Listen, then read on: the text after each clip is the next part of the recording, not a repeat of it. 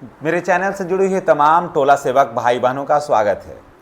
दोस्तों, ये 15 अगस्त ये स्वतंत्रता दिवस का अगर किसी को सबसे ज़्यादा इंतज़ार है, सबसे ज़्यादा अगर इंतज़ार है तो मैं बता दूं, शिक्षा सेवकों का।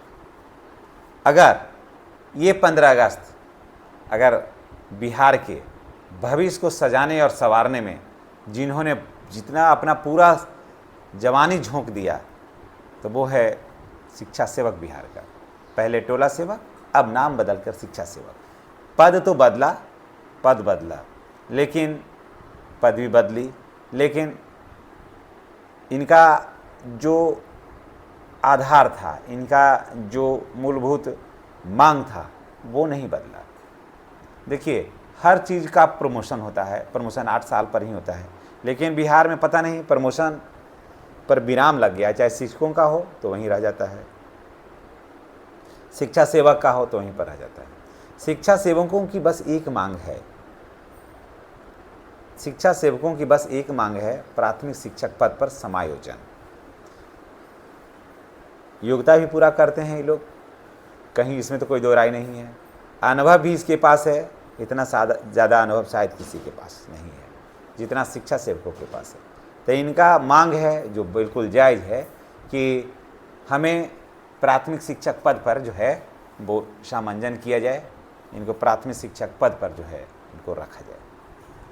देखिए, आपको याद होगा आज से लगभग 1-1.5 साल पहले माननीय नीतीश कुमार ने एकदम साफ कहा था कि ये चीज़ जो है, ये काम जो है वो हम आदरणीय अशोक चौधरी को दे रहे हैं। लेकिन देखिए, दुख कहिए दुर्भाग्य कहिए, पता नहीं मेरी बात से आप सहमत हैं या नहीं हैं। मैं राजनीतिक बात मैं नहीं कह रहा हूँ। जितने भी सम्मानित शिक्षा सेवक भाई बहन हैं वो कृपया बुरा नहीं मानिएगा।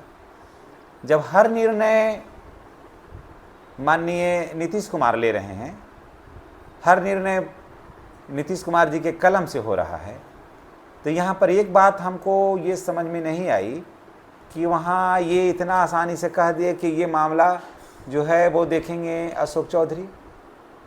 क्यों देखेंगे अशोक चौधरी? वोट तो शिक्षा सेवक और पूरा बिहार आपके नाम पर देता है, अशोक चौधरी के नाम पर तो कोई नहीं देता है। हाँ, इसमें से हमारे बहुत से शिक्षक सेवा भाई बहन हैं, हो सकता है उनको बुरा लगेगा, हम माफ़ी चाहते हैं। लेकिन देखिए, अगर सत्य नहीं कहिएगा तो कैसे होगा? क्या है आप बताइए कि देते भी होंगे। हमें माननीय अशोक चौधरी की हम बुराई नहीं कर रहे हैं, लेकिन हम एक जनरली बात कह रहे हैं कि वोट तो लोग देते हैं नीतीश कुमार के नाम पर, मुखिया तो नीतीश कुमार हैं, निर्णय तो नीतीश कुमार लेते हैं, तो फिर सारा निर्णय तो नीतीश कुमार लेते हैं, तो फिर शिक्षा सेवक का मामला को अशोक चौधरी के पाले में क्यों फेंक दिया आप?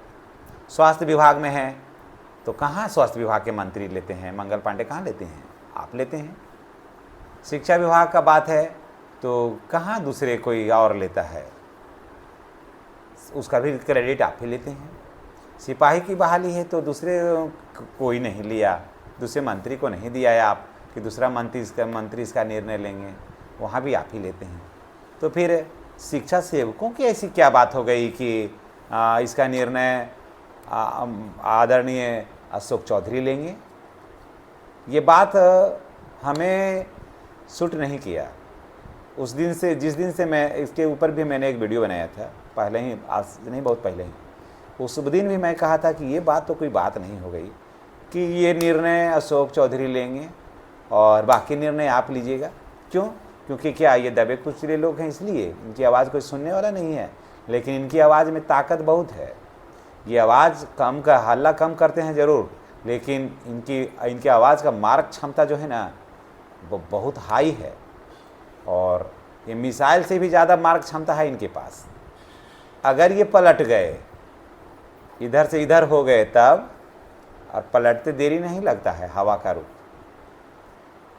इसलिए मैं माननीय मुख्यमंत्री जी से यही कहूँगा कि ये 15 अगस्त जो है, इनमें निश्चित रूप से कुछ ऐसे संकेत दीजिए ताकि इनके बच्चे जो है ना को भी हर सपना, हर अरमान जो है वो पूरा हो सके। कारण कि आज के समय में 22-23 हज़ार रुपया में पूरा जीवानी खपा रहे हैं ये लोग। और कितना मुश्किल दौर से ये गुजरते हैं। खेती बाड़ी भी इन लोगों के पास कम होता है, बटैया करते हैं। ऑनलाइन हाजिरी बनती है तो 9 बजे से लेकर के 9:30 बजे से लेकर के 4 बजे तक शिक्षा सेवकों को पूरे विद्यालय में ही समय खपाना पड़ता है। ऐसा नहीं है कि हाजिरी बना के लोग चले जाते हैं या चले जाएंगे, ऐसा नहीं है। अब ये लोग विद्यालय में ही रहते हैं, तो पूरा समय विद्यालय में ही जब रहते हैं, पूरा काम विद्यालय के यही संभालते हैं, तो फिर आखिर इनका बात कौन सुनेगा? माननीय अशोक चौधरी क्यों सुनेंगे? इसलिए जितने भी शिक्षा सेवक हैं उनसे मैं यही कहूँगा कि आप ईश्वर से दुआ करिए। अगर 15 अगस्त की बात नहीं हो पाई तो फिर तो नहीं होगी, फिर तो होने का सवाल नहीं है। ये तो मैं आज ही कह देता हूँ। अगर 15 अगस्त को नहीं हो पाया ना तो फिर तो नहीं हो पाएगा। और अगस्त हो जाएगा, सितंबर, फिर एक ही महीना बचेगा। फिर अलग से आपके लिए कोई घोषणा होने वाला नहीं है। शिक्षा सेवकों के लिए अलग से फिर कोई घोषणा, कोई बात होगी ही नहीं होगी। एकदम इसी बात को कन्फर्म मानिए, क्योंकि देखिए आप तो स्वयं बुद्धिजीवी हैं। आप लोगों में से बहुत से लोग बीएलओ का कार्य भी कर रहे हैं। देखिए एक चीज़ आप ज़रा सोच लीजिए, अगस्त में नहीं हुआ 15 अगस्त तो फिर तो अगस्त में तो होगा नहीं, 15 दिन के बाद तो फिर होगा नहीं। सितंबर से प्रशिक्षण शुरू हो जाएगा, अधिसूचना जारी हो जाएगी, तो फिर अब कब होगा? फिर होने का तो कोई सवाल नहीं है। तो इसलिए इस 15 अगस्त को अगर सबसे ज़्यादा अगर कोई बेसब्री से इंतज़ार कर रहा है तो वो है बिहार का शिक्षा सेवक, जो कलम का सच्चा सिपाही और सच्चा हकदार है। देखिए स्वास्थ्य अनुदेशक जो विद्यालय में काम कर रहे थे उनका भी वेतन बढ़ गया। रसोइया का जो था बढ़ना तो और चाहिए था, नहीं बढ़ा, लेकिन बढ़ गया, 3300 रुपया हो गया। उसके बाद शिक्षक का तो बात हम इसलिए नहीं करेंगे क्योंकि शिक्षक का मामला बहुत दूसरी तरह का है। इसमें परीक्षा जो हुआ ना सक्षमता, उसमें बहुत सारी बातें उलझ गई, तो वहाँ तो हम बात अभी करना मुनासिब नहीं है इस वीडियो के माध्यम से, उसके लिए अलग होता है, तो वहाँ तो नहीं मानिए अभी। तो सारा कुछ जो है अब बचा कौन? शिक्षा विभाग में कर रहा हूँ, वार विभाग की बात मैं नहीं कर रहा हूँ। तो शिक्षा सेवक को ही सबसे ज़्यादा ज़रूरत है या बेसब्री से इंतज़ार है 15 अगस्त का। अगर ये 15 अगस्त अगर चूक गया तो समझिए कि जीवन का जो नाव है वो छूट गया, फिर नहीं होगा।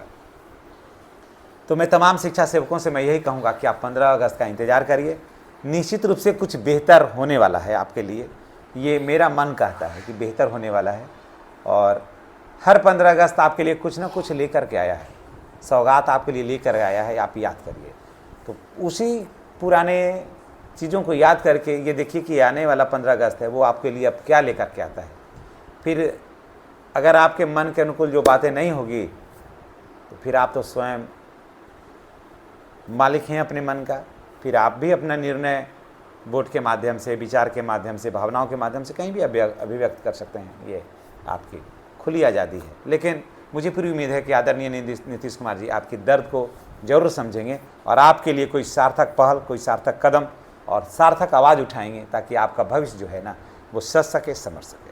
इन्हीं बातों के साथ हम आपसे विदा लेते हैं। नेक्स्ट वीडियो में हमारी और आपकी पुनः मुलाकात होगी।